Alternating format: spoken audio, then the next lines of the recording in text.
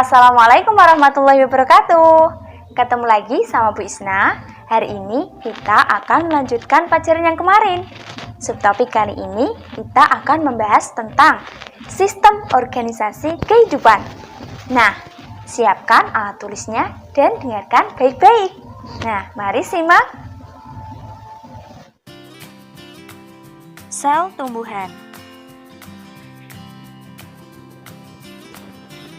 Pohon, bunga, atau sayuran terdiri dari sel tumbuhan yang bertanggung jawab atas siklus pertumbuhan yang berperan dalam pembuatan makanan melalui fotosintesis.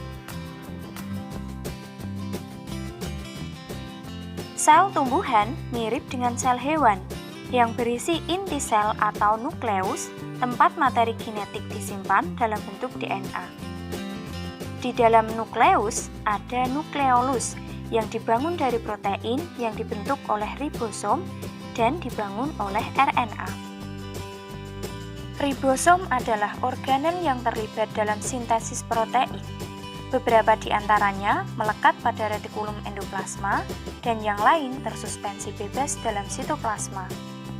Sitoplasma adalah cairan yang mengisi sel dan di dalamnya berisi berbagai organel.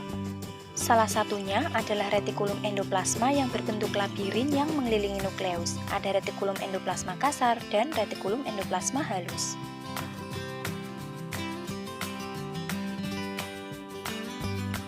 Badan Golgi adalah tempat penyimpanan sel. Zat yang diproduksi di dalamnya disimpan di sana dan kemudian diangkut ke bagian lain dari sel. Organel yang paling kompleks adalah mitokondria, di mana respirasi sel berlangsung dengan jumlah, ukuran, dan bentuknya yang bervariasi bergantung dengan tipe selnya. Setiap tumbuhan dilindungi oleh membran sel, bertindak sebagai pembatas yang memisahkan sel dari lingkungan luar. Sel tumbuhan juga memiliki sejumlah ciri unik seperti dinding sel yang tersusun dari beberapa lapisan selulosa yang merupakan ciri khas dari sel tumbuhan. Struktur kaku ini berfungsi sebagai bingkai yang memberi bentuk sel menjadi teratur. Dinding sel melindungi sel dari kehilangan air, sambil membiarkan aliran berbagai zat dari dan ke dalam sel. Sel tumbuhan menggunakan energi matahari sebagai bahan bakar untuk produksi senyawa organik yang dibutuhkannya. Hal ini dimungkinkan terjadi melalui kloroplas yang terdapat di dalam sel yang juga dikenal sebagai benda hijau. Sel ini mengandung klorofil yang merupakan pigmen hijau yang memungkinkan perubahan energi matahari menjadi energi ikatan kimia.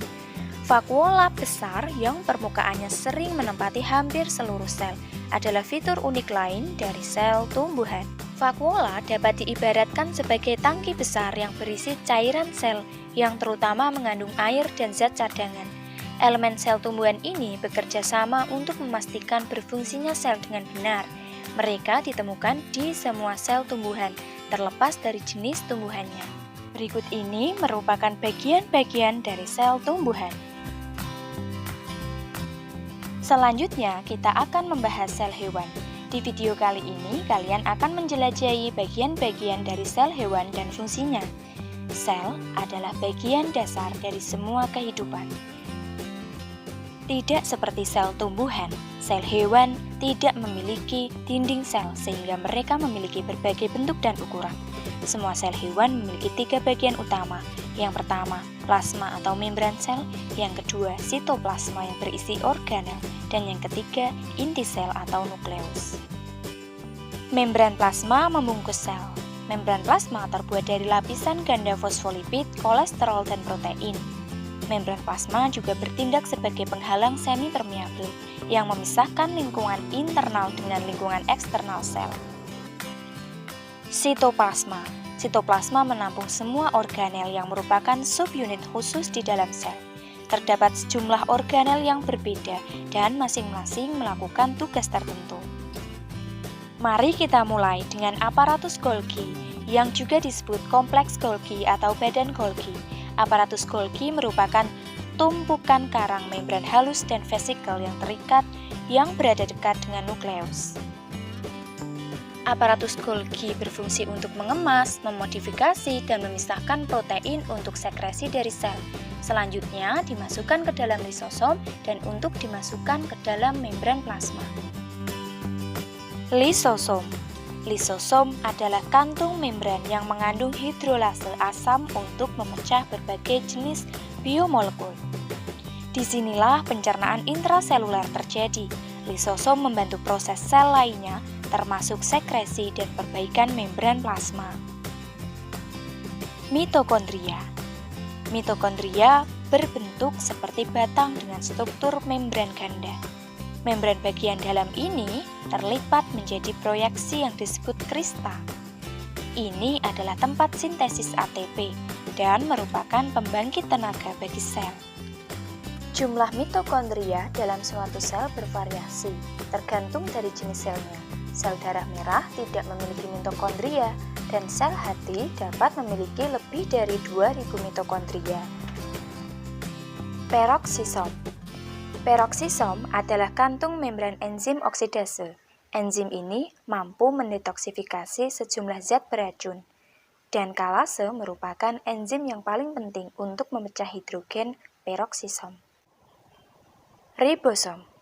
Ribosom adalah partikel padat yang terdiri dari dua subunit yang masing-masing terdiri dari RNA ribosom dan protein.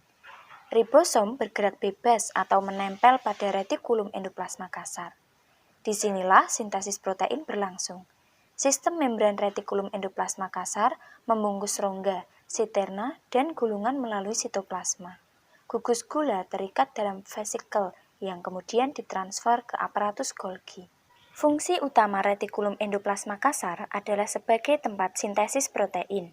Hal ini dikarenakan permukaan retikulum endoplasma kasar terdapat bintik-bintik ribosom yang berperan dalam proses sintesis protein. Retikulum endoplasma halus. Retikulum endoplasma halus berfungsi dalam beberapa metabolisme, yaitu sintesis lipid, metabolisme karbohidrat, penyimpanan ion kalsium, serta untuk detoksifikasi obat-obatan. Selain organel, sitoplasma juga mengandung struktur seluler lainnya. Sentriol. Sentriol adalah badan silinder berpasangan, masing-masing terdiri dari 9 triplet mikrotubulus. Mereka mengatur jaringan mikrotubulus selama mitosis untuk membentuk spindel, aster, dan flagela. Selanjutnya yaitu filamen intermediate. Filamen intermediate adalah serat protein yang komposisinya bervariasi. Elemen sitoskeletal yang stabil ini menahan gaya mekanis yang bekerja pada sel. Selanjutnya, mikrofilamen adalah filamen halus dari aktin protein kontraktil. Mereka terlibat dalam kontraksi otot dan jenis gerakan intraseluler lainnya. Mereka membantu membentuk sel sitoskeleton, silia, dan jika ada flagela. Selanjutnya yaitu mikrotubulus. Mikrotubulus adalah struktur silinder yang terbuat dari protein tubulin. Mereka mendukung sel dan memberinya bentuk. Mereka terlibat dalam gerakan intraseluler dan membentuk sentriol. Setiap sel akan mengandung inti. Nah, inti atau nukleus ini adalah organel terbesar. Inti dikelilingi oleh selubung inti dan berisi nukleolus, nukleoplasma, dan kromatin atau DNA. Inti bertindak sebagai pusat kendali sel dan bertanggung jawab atas instruksi untuk sintesis protein dan untuk mentransmisikan DNA ke sel anak. Nah, selain itu, nukleus juga memiliki banyak fungsi lainnya.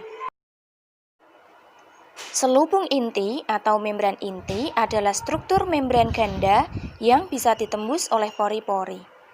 Membran luar dikelilingi oleh retikulum endoplasma. Nah, nukleolus adalah benda kecil dan padat di dalam nukleus. Nukleolus terdiri dari RNA ribosom dan protein. Nah, nukleolus ini merupakan tempat pembuatan subunit dari ribosom. Nukleolus juga merakit partikel pengenal sinyal dan berperan dalam proses respons sel terhadap stres. Nah, selanjutnya yaitu kromatin. Kromatin adalah bahan granular seperti benang yang terdiri dari DNA dan protein histon. Kromatin mengemas DNA menjadi volume yang lebih kecil agar sesuai dengan sel. Kromatin juga mengontrol ekspresi gen dan replikasi DNA. Nah, itu tadi merupakan bagian-bagian dari sel hewan. Berikut ini merupakan tabel perbedaan dari bagian-bagian sel tumbuhan dan sel hewan. Nah, sekian dulu video pembelajaran kali ini. Saksikan video-video pembelajaran berikutnya ya. Kurang lebihnya mohon maaf. Assalamualaikum warahmatullahi wabarakatuh.